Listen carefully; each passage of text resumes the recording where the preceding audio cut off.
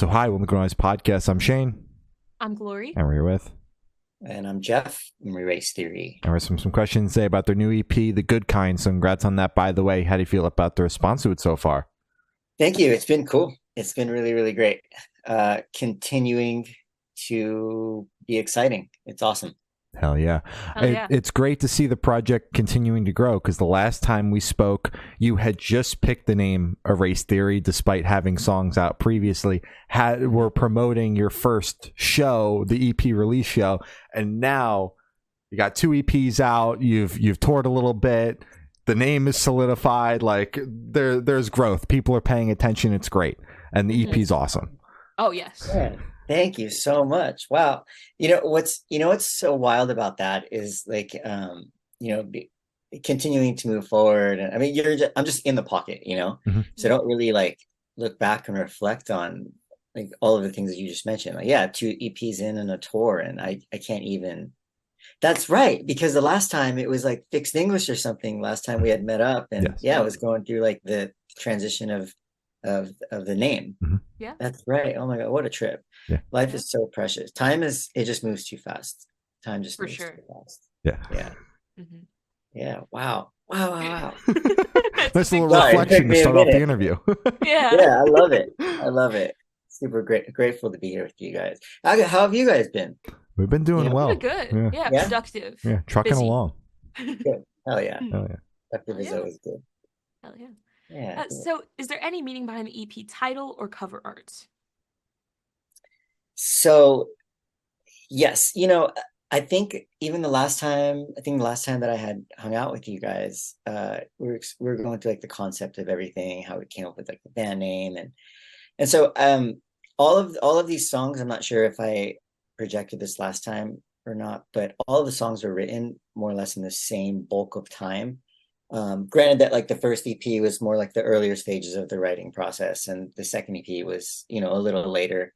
I'm moving into what I'm working on right now.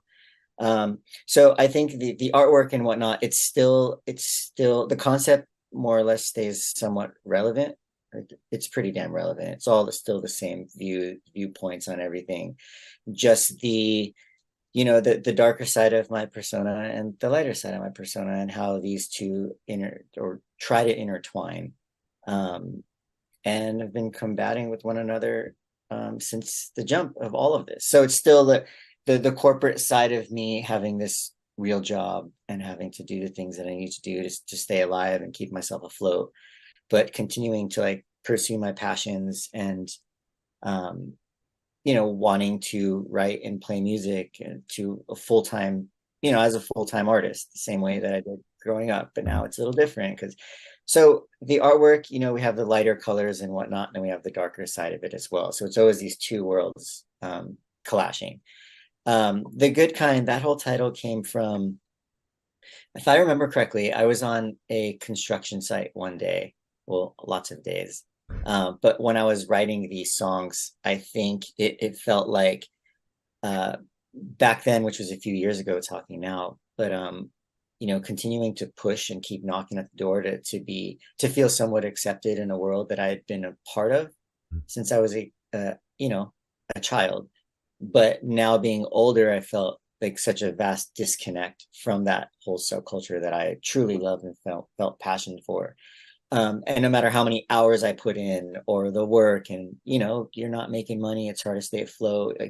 Your whole livelihood is very opinion based and other people's viewpoints, and out here in this world, in the construction world, or just working and studying in the school, and in this life, I'm a good kind of fucking man. The more hours I put in, the more money I make. Or the more I study, the more certs I get, the more degrees I get, the more tests I pass, and because of the grind and the hustle in this new world, it really allowed me to shine. So I guess from other people's perspective, on paper, quote unquote. But here I'm always the good kind. I'm crushing it. I'm doing everything right. I'm not fucking up. I'm not, I barely got to try, and I keep moving forward. And there's just this whole uplifting nature of your world and the whole recreation of this identity and who you are. And so over there, I don't know. Sometimes I don't know if it's detached, or you crave these relationships again that you once had in kind of a past life, as I suppose we can just call it that. And you feel kind of like discredited or not loved, and it's very lonely, and it's filled with anxiety and stress, and that shit sucks sometimes. But I was born as an artist, and it's just what I go through. I'm sure a lot of other people can also relate, just these battles that we have in our own brains and our minds. And so, yeah, sometimes maybe I'm not the greatest person, but here in this world, I'm the good kind. Like I'm the good guy. Everybody wants to hire me for their projects because I get it done. I show up. I do the work. Yeah. Yeah. And So and I hope that makes sense. yeah, and that's like a good thing to have in life, especially like being an artist where there is so much rejection and everything. Like having a gig where it's like everything's going well, people appreciate you no matter what. Whereas artistry, it's like one day you're on top of the world, everybody loves you. The next day you're shit. Like you're nothing now. Like it's the dichotomy of the two. It keeps you balanced, I would assume, somewhat. Yeah. And it's super important. I've learned that, especially getting older, it's important. It's important to kind of, I still struggle with finding that balance, but I think I got a pretty good feel of it. I think it's been working out okay. Absolutely. So knock on wood. Hell yeah. Yeah. So you mentioned that the writing process for these two EPs like happened at the same time, but how did the writing process kind of evolve, if it evolved at all, with the second EP versus the first one? Yeah. Oh my God. There's never really a process for me. That like these songs were written at such random times. Some of them were like hotel rooms, some of them in actual studios, some of them on, again, these construction sites. It could have been lyrical content or even my vocal on my iPhone. So some of it was in garages, bedrooms, kitchens. Did I say bathrooms? I mean, just anywhere that I had access to, and it was more or less when I felt it happen. And it's the same process. I'm working on a lot of new music right now, and the process is different. So this one is solely based mostly around my room and another studio that I've been going to. But I think, yeah, it's just about continuing to discover new sounds, different ways of approaching things.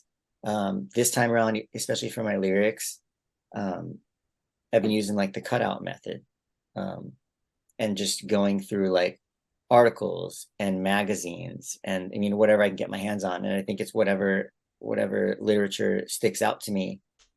I'm going in and cutting these things out and then spreading them across a floor or on a table.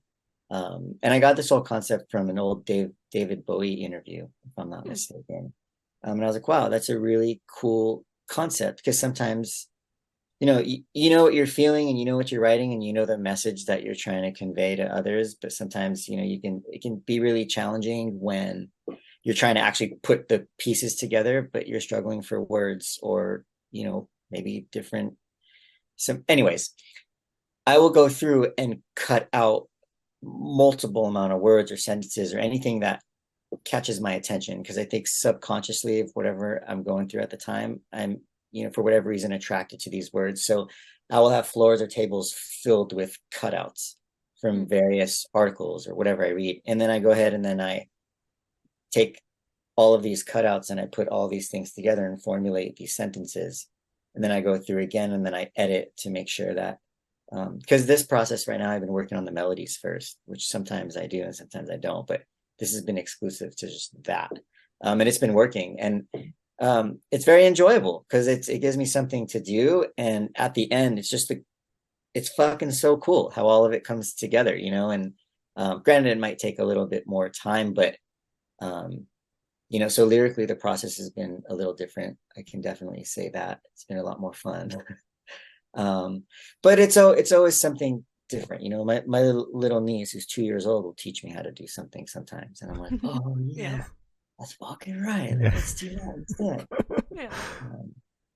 So yeah, that's kind of how it's been now. I'm like eight new tracks in already right now, just working on the vocals. So hopefully next time we hang out, I'll have another EP.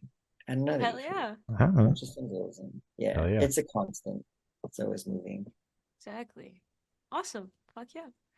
So what song off this EP took longest to write, and which one is your personal favorite? Oh, Lord. Hold on a minute.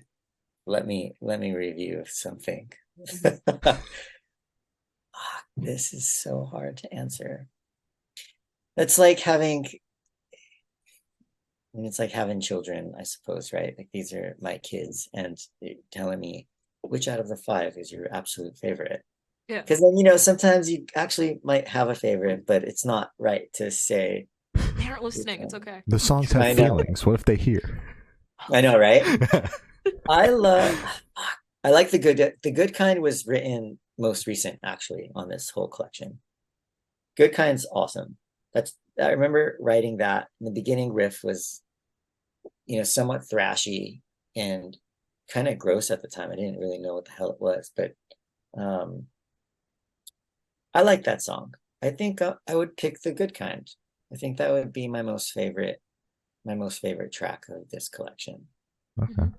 I think so. And live, that shit smacks too. Fuck yeah. Fuck, but then the subtitle, I have this cool solo that I did, and I like that one a lot. Anyways, I think as a song as a whole, like the whole unit, yeah, I would just pick The Good Kind. All right. And then which one took the longest to write? Which one took the longest to write? Oh my Mhm. God, hold on, let me think. Subtitle like fucking day. I think it may have been just Man Overboard. Man Overboard sometimes I feel is not even completed, but everybody says that shit. Every artist is like, oh, the song's Yeah. not done. Demoitis, right? Yeah, yeah, there's a lot of moving factors. Like the chorus used to be a verse, I remember. And then I went over to my friend Eric's house.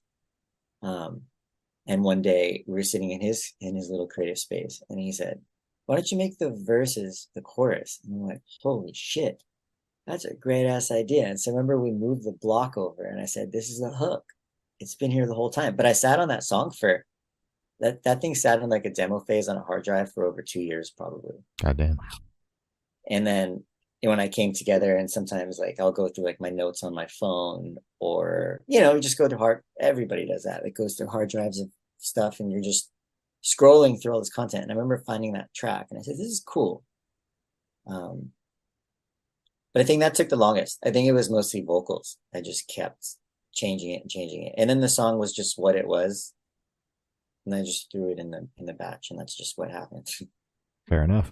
Oh yeah. A lot of this, like both EPs have just been that. Like a lot of them came from like demo stages, and I didn't think that I would be touring or like playing in a band full time or anything like that again at all, especially when I was just writing these songs for fun. And that was Yeah. one of the tracks that just sat on a hard drive. And I was like, fuck it, I'm just gonna put it out because this is just what it is. So yeah. Fair enough. You mentioned a track like Man Overboard. You don't even feel necessarily if it's complete. So like at what point do you decide with a song like that, like it's gotta be like just gotta remove myself and put it out? Like what is your ending point on a song where you don't feel it's like complete? Yeah, I think every song never feels complete, especially like now. I will bump the CP and I'm like, fuck, I wish I did this, or I should have done that, or Yeah. but it's fine. This is just what it is. I think for a song like Man Overboard, I just kept listening to a specific version on repeat. Excuse me. And then whenever my friends would show up and hang out or listen to it, they'd be like, this is sick. You should just release this. Like, this is awesome. And be like, okay. And then some of my friends that would be there, a lot of people actually, who have heard the track before it was dropped, were like, oh, this is awesome. This is one of the best stuff you've ever written, or this. And my opinion is different, but to hear most people say that, it means something. And then my friend is like, I have a friend named Sergio, and he'll show up to my studio sometimes, and he'll just take tracks and be like, this is done. You're done. Do you understand? You're Yeah. done. Yeah. And I love him for that, because then when shit sucks too, he's also, he'll be one of those guys that says, you should just do that again. Keep that shit in the drafts. Yeah. I'm like, okay, so do it again. So he showed up, and a lot of this process, again, a lot of it was done at the same time, and he was actually the individual who showed up, because I had been redoing parts probably just relentlessly for substantial amount of time. And he showed up and he's like, you're fucking out of your mind. Just release it. This needs to leave your room now. We're done. You need to bring in a fresh ear. And so yeah, Man Overboard was in that batch. It was in that collection as well. Gotcha. Makes sense. I think it's cool. I found peace with it. I think it's in a good place. Oh yeah. So for this question, I want you to pick your favorite lyric off the EP and tell us the meaning behind it. You know what? I'm just gonna go with "So They Say." I think the chorus, hoping for a miracle. Everything just feels a little off. I also feel like a lot of people can relate to something like that because so many of us, especially me, even currently, you just feel semi stuck in a transitional kind of box. Like you can kind of feel the energy of a transition approaching, whether you can or you can't. Like I feel that. And I think that salary sometimes I don't feel. I think it's definitely factual. And when I read it, I thought it was pretty powerful as well. How like salary is a thief of true happiness or joy sometimes. And so conceptually speaking, with all the collection, all of the material that I've released and whatnot, it's basically been around that concept.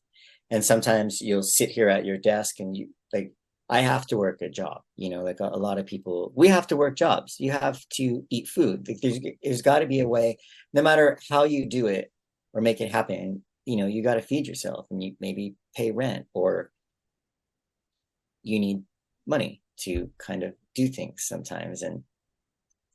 And you feel sort of trapped. And sometimes when you have just very stressful days and it's just very quiet and you're filled with so much anxiety or maybe some hints or levels of depression because you feel so trapped being stuck somewhere that you ultimately are not passionate about or want to be in, you know what I mean? You're kind of praying and hoping for like this miracle or, something to, granted that it doesn't happen all the time, but if somebody can just knock on your door or you get that phone call or that text and it's just this breath of fresh air and this break of something that you can pursue that'll fulfill your heart and your soul, and most of that song is about that. It's just sitting here and like praying for a miracle. Like everything feels so off. It's like no matter how much you work or try, you still constantly feel like you're failing or you're battling this you're battling loneliness. There's different degrees of separation. It's a lot. And I think a lot of people go through that, especially maybe post COVID. If not even before that, but even post-COVID speaking, I still have people who kind of, that altered a lot of people's views and viewpoints and, on life in general. And so I think a lot of us, feel sometimes trapped or wishing that we can do other things, but are too nervous to do it and too scared to. And so everything's fucking fucked up and off and weird, and we're talking to therapists and we're constantly as individuals trying to navigate our way around this puzzle that we're supposed to be putting together to have like this great life and all the things that you dreamed and hoped for, and and sometimes it's fucking hard. For me personally, it's hard. Like sometimes I'm working 10, 12, however, like a lot of hours working a lot of hours. And sometimes, you cross paths with people on certain projects sometimes that you might not have the most in common with. And it just becomes frustrating and you deal with it for months and you just go through this. Like, fuck, like someone throw me a bone. Like something's gotta. And that happened to me recently because I think from August till about end of year, almost right before November, I was on tour with Nothing Nowhere and then was opening for Fall Out Boy. And it just went from like, when I think about a track like So They Say, because I was sitting in my room and I was having one of those days and I'm like, fuck, dude, like how much longer is this supposed to go on? Because it's hard. Like being an artist is very, very hard, especially when, of course, I try to do it for fun. Like, duh. I mean, I've been doing it. That's all that I know. Like, of course I love it. Yeah. But if I can be totally transparent with you, there is a side of me also that kind of, hopes that people enjoy it, or that I'll be able to enter that tour circuit again and kind of have that balance that I've been chasing for so long, battling, the oh my God, what was I gonna say? Both sides of me are not, they're always combating one another, Yeah. And so you're just praying it, and then I look down on my phone and it's just like a call from a homie, and you pick it up and you're just like, fuck yeah, that's a fucking gig. This is awesome. And that was my miracle for me at that point, because I was going through it. I was going through that shit. And I think a lot of people, whether they want to admit it or not, sometimes everybody's going through their own battles. Like, everybody's going through it. We're all doing the same shit, but you're waiting for a fucking call or a text or a knock at the door, or, and they're miracles. I mean, all of these things, I mean, we're surrounded by miracles and angels. And, I definitely am a believer of that. But hoping you can link up and align with one of those miracles to fucking, throw you a bone is a pretty great damn feeling. So I'm very lucky I got to do that. Absolutely. That's fucking awesome. It was super cool to see, like, just scroll on Instagram. I was like, oh shit, Jeff's on tour. He's opening for fucking Fall Out Boy with nothing nowhere. Like, that's not a half bad gig. No. It was insane. That was, I mean, like a legacy act, like definitely one on my bucket list. And I'm so grateful and so thankful that I got to experience that. It's fucking awesome. Yeah. Oh yeah. 100%. Hell yeah. So would you be able to tell us where your headspace is at while you're creating this EP? I think for the last 4+ years, I've been on this positive trip, and I say this to my manager too, my friend, like, if you're feeling bad, or you're, call Jeffy, like, he'll always make you laugh, or he'll say something that'll inspire you or help you. And I know that I'm that, and I love that I'm that for everybody. I naturally just attract that kind of attention, whether I ask for it or I don't. And I truly believe now that it's probably has something to do with my mission here on, planet Earth. And I'm grateful for that. Sometimes you fall asleep as being an empath with so many other individuals' energies, on your shoulders, and you take that to bed, and sometimes it wears you out. And I think for me, especially getting a taste of that life again, and to that degree, like a couple months ago, I played in front of 20,000 people. And then 2 days later, all I remember was falling asleep on a plane, and then waking up in my home office, and then on a conference call like 2 days later with people who are not as happy about life or where they are. And it's such it's like a full 180. Like there's no other way to toy with intensity. Like I don't think so anyway. My life has always been that. Like I don't have a gray area in my world. There's never, and one can look at that and say, oh, like life is not so kind to you. Or no, like life is very kind to me. And we don't get all the things that we want all of the time, but it's the little wins, and those things matter. And coming back to this world, and it's just quiet, and I'm writing again, and it's lonely, and it's dark, and it's quiet. And I think this is going to be a darker collection of music, and I think it's going to be deeper, and I think it's going to have a lot more substance. And I think it's going to be a lot more relatable to a lot of people, because I know that I'm not the only one going through that. Like, absolutely not. We wake up every morning craving something, but reality kind of hits, and it's not all diamonds all the time. But that shit makes for like the best records. That's like the best songs. Like, I love the songs that I'm writing right now, which is yeah. And I'm toying with different genres and stuff too. And most of the reviews I'll get on EPs is always like, oh, there's Jeffy's trying to find his sound, and he's trying to discover his sound out of his bedroom and blah. And it's like, no, I'm just writing shit that I like. Yeah. And exactly. The next track I'm going to drop is completely different genre. Yeah. So I think it's hilarious. Yeah. I don't want to be subject. I don't want to be tied to there's just be no ceiling. I'm never going to be stuck in a box. I might drop a hip hop record next month. I have no idea. Like I've never done it. Like why not try? Why the fuck not? Yeah, absolutely. So it's that, but yeah, I think the new stuff is going to be a lot more. It's going to be a little darker.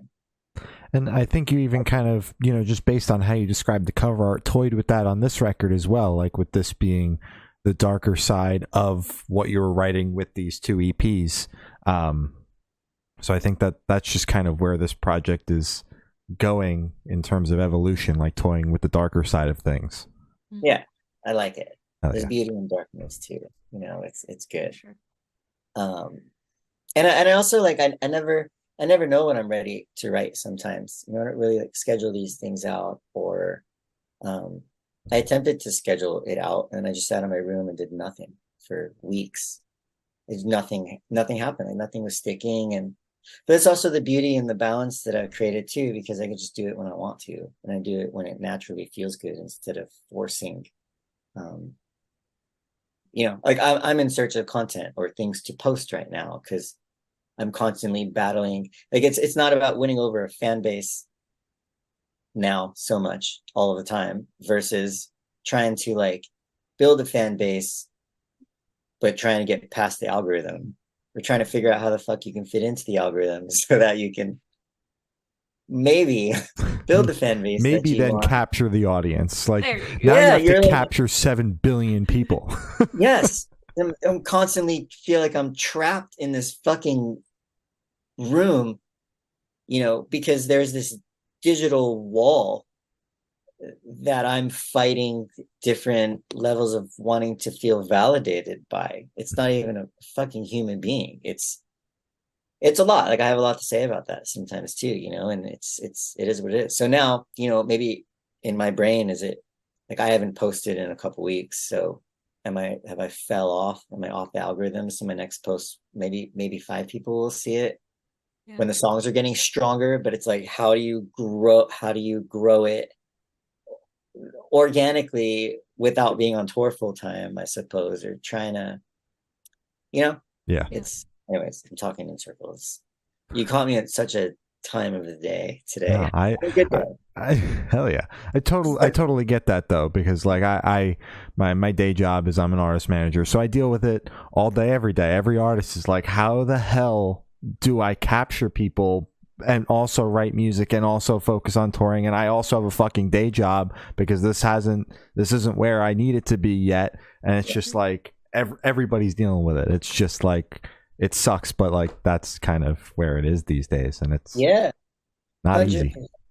Yeah, definitely not easy, and you got to try to make sure. I always remind myself, I'm lucky that I get to do what I do. I'm grateful for the life that I do have, and I love what I do. I feel I always want to keep that like childlike instinct behind the console, as much as I can, because I think when it turns into like stress or solely related, to the business side of it or the financials, and it just takes its toll on the innocence, and the happiness you should be feeling when you're in a room creating. And when it gets like your blood starts like racing, and you can feel the hair on your arm stick up because that magic moment in a track, anything, it made you feel that shit, and then we go through like songs and records and blah blah to like find that drug, like find that high. That shit feels good. That's a good emotion, that's a good feeling. So I'm lucky to be able to have been able to do that and continue to be able to do that to some degree. Hell yeah. So how do you recommend your fans to listen to this EP for the first time? Should do it in the car with friends, in the dark with headphones on? Is workout EP, party EP? What do you personally recommend? Oh my God. Party for sure. I like the party. I mean, not a dance party per se, but you just got 20, 30, 40 people at your house in the backyard, barbecue, who knows, pool party, but it's energy. Yeah. Gym. I always love my tracks on headphones. I do everything on headphones. And people were even like, how do you mix on headphones? That's not possible. I'm like, it's definitely possible. Car rides, always. Like I've had a car full of people and just sang these songs at the top of our lungs, like anywhere except I don't think having candles lit and laying down in your bed trying to go to sleep is the right vibe for most of these tracks, maybe. Yeah. Like date night, maybe yeah, we can move that vision there. Like had a nice date night, it's been a successful run, you're back at your place. Like this is definitely not the record or not the EP to be listening to. It's not the thing. No. Put on the swooning playlist, not this. Yeah. Maybe this new shit though. I got a lot of Oh? nice, beautiful, sexy moments in this. Okay. Hell yeah. All right. Hell yeah. Yeah. Okay.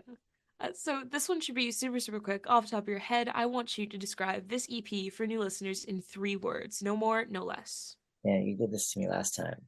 Yep. Mm-hmm. It's one of our favorites. We like stumping people. So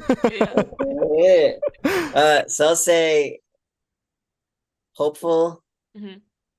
energized, mm-hmm. and fun. There you go. Question mark? Hell yeah. We'll do it. Hell yeah. Fun. There you go. Yeah. So in that same train of thought, is there a certain feeling or emotion you want listeners to have while going through the EP?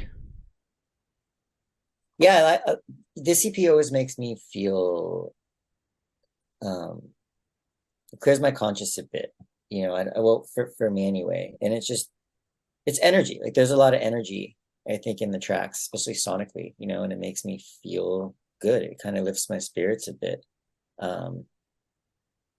So I mean, but that's just me. I mean, it's such a subjective. Somebody could listen to this and feel insanely pissed off or get very depressed or feel inspired. I mean, I just think it's a dynamic collection. Yeah.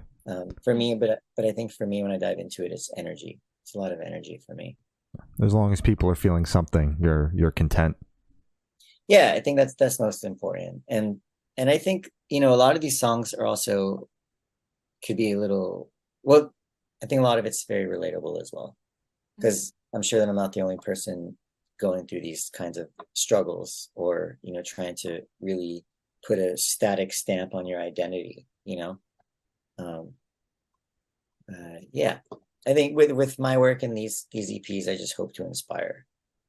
I always hope that people listen to these songs and then come out of it thinking, yeah, like I can do this. It just takes that first step and then take another step and then another step. And you keep walking and then your walk becomes a jog becomes a run.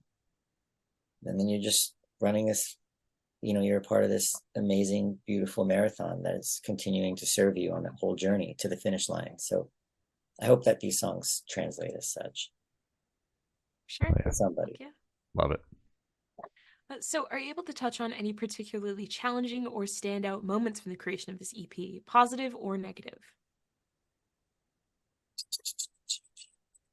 All positive. I had a blast writing this EP. This was sick.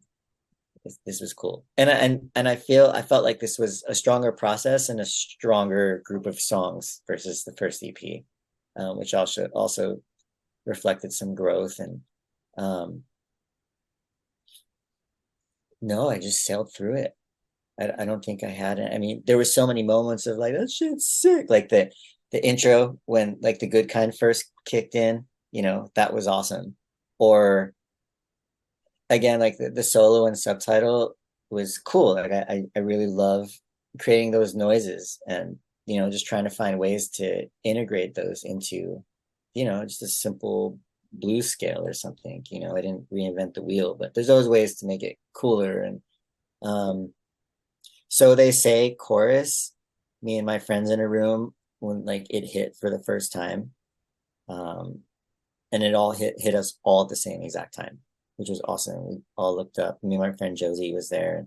We all looked up. She's like, yo, that fucking chord, like right there, that hook. And I was like, yeah, same moment. Like that shit's sick. That's cool. And you get to share that with somebody in a room. I remember that. with So They Say. It was definitely it. I mean, there's so many moments. There's so many moments. Again, and even reflecting on the process of Man Overboard, like with my friend Eric, Yeah. We're sitting in that room and he goes, hey, why don't we try moving? We should try moving the verse, like be a chorus. That's the way that I see it. And then listening to it, and I'm like, fuck, that's so sick. That's cool. Yeah. That's fucking cool. Yeah. You live for those moments, it's even when you're having like a shit day, At least you had, 3 or 4 minutes of like, you felt it. You felt something. You felt something other than that dragging, darker energy that fucking wants to put you, through the wall. So it's a good feeling to feel that. So the EP was full of a lot of moments like that. Oh yeah, I'm glad that they were all positive. Yeah, awesome. Always focusing on the positive. That's important. Absolutely. Except right now, when I'm writing this song, all I want to do is focus on the negative. Yeah. So when I'm positive, nothing's getting written. When I'm like, no, and then I'm just sad, Mm-hmm. and then just the riffs and just fucking falling off of my hands, and you keep going. Like I ride it until it stops. Yeah. Like it's been like this for a month, just nonstop, just riff, melody, da da da, and I'm like, yeah, this is it. Like this is the time. God damn. All right. So for the last couple of questions, I'm going to shift completely away from music. So if you could be one animal for the rest of your life, what animal would you be and why? I would be a snow leopard. Damn. Because I think they're beautiful. Not saying that I'm beautiful or not, but anyways, I think they're beautiful. I think they're the right kind of aggression.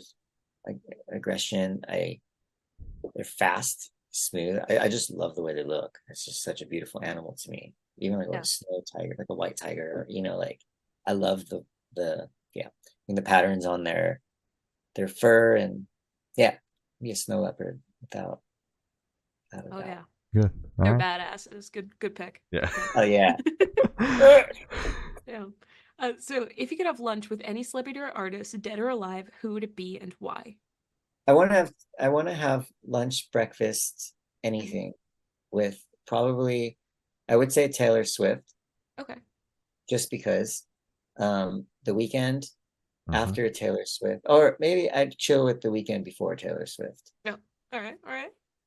I'd have breakfast and brunch with the weekend because he warmed my ass up. And this is a modern list because I've been observing these people. And then I'd probably drive to Post Malone's house for a smoke or something. Okay. I don't smoke, but I would just do it with him. Or you just watch him. Yeah. Yeah. And then I should feel pretty fucking cool. I should be feeling pretty good. Mm-hmm. And then I'd have my limo, because I'd have a limo. Mm-hmm. Oh, okay. Take me to have a nice dinner with Taylor Swift. Mm-hmm. That'd be cool to like kind of learn and pick her brain, and just a lot of that. And I think I'd want to end my evening with Ariana. Yeah. And I know that I think it just caught me at a time because I've been going through playlists and all I've been listening to is like fucking top 40 pop, which is not really a thing that I've done, but then I do it and I'm like, every fucking song is like, it's just so, I mean, it's so simplified, it's so good, it's just fucking so good. Yeah. And so I know those artists are probably the biggest of, it's probably the most cliche generic right now, maybe, I don't know, subjectively speaking. I'm also talking dude, I get it. The top 40 pop has been getting to me. Like I'm someone that like, it's only metalcore, it's only heavy music, and then you'll get in my car and I'm listening to the new Tate McRae record and they're like, what the fuck? Yes. Where did this come from? I'm like, dude, it's so good. Like, just listen to it. Yep. My friend got in the car yesterday and it's like Lana Del Rey, so good. You're serious right now. And I was like, I am absolutely serious. Like, I've never been so serious in my life. Yeah. Or I mean, I've just been in that world. Like, I've just been in that world right now, especially with what I'm trying to do vocally over the music that I'm writing. Because a lot of people I don't hear it. And I'm sure I'll get a lot of weird reviews too. Like, I don't understand. Kind of like how my sample, I don't get why you use a sample here. Like, I'm like, because it's fucking sick. But why the fuck not? Yeah. So that would be my day. Well, that's all the questions we have today. Is there anything that you would like to plug? No, it's really awesome to see you guys again and to hang with you guys. It's always a good vibe, and it's really impressive and really awesome that you guys continue to do what you enjoy, and it's really cool that you guys are people of your word, because the last interview you said that, and then what is it, a year? Has it been a year? Less than a year? It's been like a year. It's been a year and some change now. I feel like it was early last year. Yeah. And you're still doing it, and I think that's really awesome. And I can't wait for the next time that we get to hang out. But yeah, it's a little quiet right now. I've just been in a massive writing phase, and I probably should be posting about that in my stories or some shit, but I'm horrible at it. Or, when you're just like in the moment, I'm in a pocket. Like the last thing in the world that I'm thinking about is I need to grab my phone and then like fake the moment and be like, oh, like, look at me. Like, I can't fucking do it. But it kills me. Anyways, new music coming out, new live shows, hopefully another couple tours. And yeah, always a good time. Always grateful to be here. For anybody that's listening, again, I'm at Erase Theory on every social platform known to man. Everything is at Erase Theory. And yeah, until next time, thank you. Always thank you. All right. Well, thank you for sound. It's been Jeff from Erase Theory, and we have been the Good Noise Podcast.